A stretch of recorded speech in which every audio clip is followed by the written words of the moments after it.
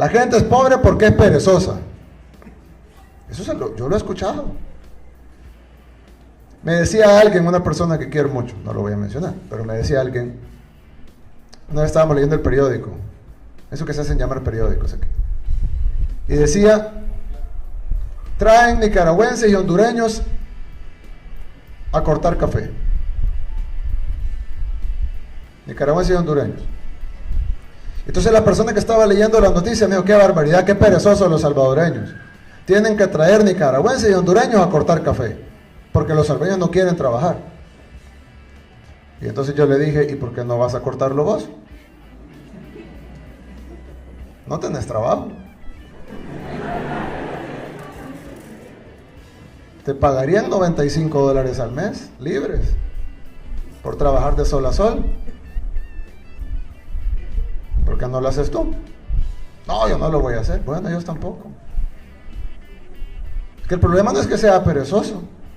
De todos modos, aunque trabaje con $95, no va a salir de la pobreza, ¿o sí? Entonces, la gente no es pobre por perezosa. Yo conozco mucha gente rica que es perezosa. Y conozco mucha gente pobre trabajadora. Hay gente trabajadora, hay gente perezosa, hay gente pobre y gente rica, pero las cuatro cosas no tienen nada que ver. Otro paradigma. Las empresas generan empleo. Ustedes ya han oído eso. Todos han escuchado, no, las empresas generan empleo. Necesitamos más empresas porque son las generadoras de empleo. Eso es mentira. Me va a demostrar así que es mentira. Imagínense que hipotéticamente hay dos restaurantes. Ponen un restaurante de hamburguesas y enfrente ponen un restaurante de pizza. Y los dos dueños deciden que van a contratar 20 empleados cada uno. Están generando inicialmente el empleo, ahí sí. 20 empleados cada uno. 20 empleados para trabajar en el restaurante de hamburguesas y 20 empleados para trabajar en el restaurante de pizza. Pero ¿qué pasa? Digamos que la gente de San Miguel prefieren, ¿qué prefieren? ¿La pizza o la hamburguesa? Pizza. Digamos que la pizza. Y entonces van todos a comer pizza. Nadie va a comer hamburguesa. ¿Qué va a suceder con el restaurante de pizza? Crece. Y tú ya no necesita 20 empleados, necesita 40. Y luego necesitan otras sucursales, entonces ya son 80. Y luego otras sucursales son 120. Cuando tienes 5 sucursales son 200 empleados de pizza.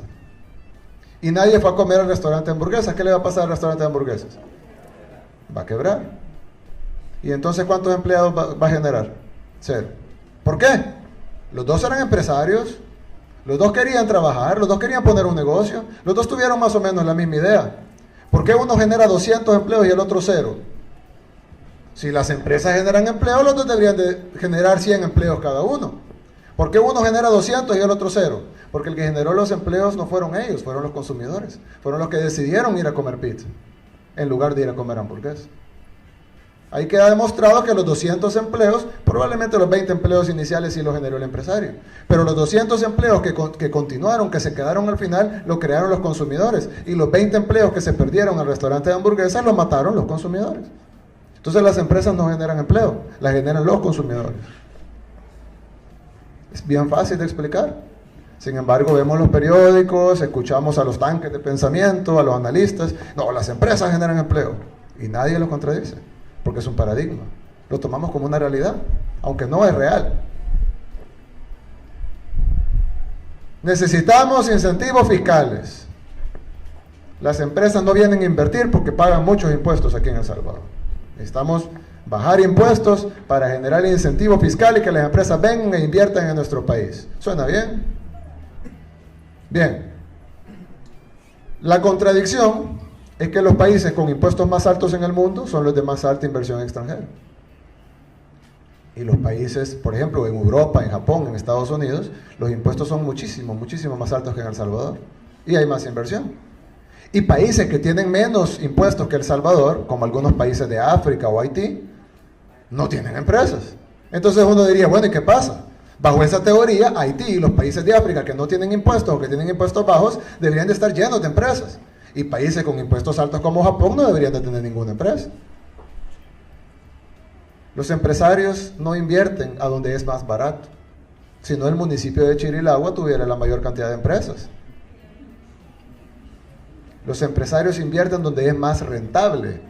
Por eso es que San Salvador, el municipio con impuestos más altos del país, es el que tiene más inversión. porque es más rentable invertir en San Salvador que invertir en Chirilagua. Entonces la realidad es que no tenemos que ser los más baratos. Además siempre va a haber alguien que nos va a ganar en barato. Siempre va a haber una maquila en Bangladesh que esté dispuesta a hacer más barato las cosas que nosotros. La clave es ser competitivo, pero para ser competitivo debemos de ser rentables. Debemos tener una población educada y un consumidor fuerte para que haya gente para trabajar en las empresas y haya consumidores que compren los productos. Entonces no es cierto que necesitamos incentivos fiscales. Ya he escuchado el despilfarro. Dicen, es que nuestro gobierno despilfarra el dinero. Miren, el presupuesto de la Universidad de Harvard, una universidad, es igual al de todo El Salvador. Igualito. Lo que ellos gastan en una universidad, aquí que estamos en la Universidad de El Salvador, lo que Harvard gasta en una universidad incluye todo el gobierno de El Salvador, todos los ministerios, la policía, la Fuerza Armada, todas las escuelas, esta universidad, todos los hospitales, todas las embajadas en el mundo, la Asamblea Legislativa, la Corte Suprema de Justicia, todos los juzgados, todos los programas sociales, todas las obras de infraestructura, construcción de calles, todo el gobierno, todos los decenas de miles de empleados del gobierno, todo el gobierno de El Salvador se sostiene con el mismo presupuesto que la Universidad de Harvard.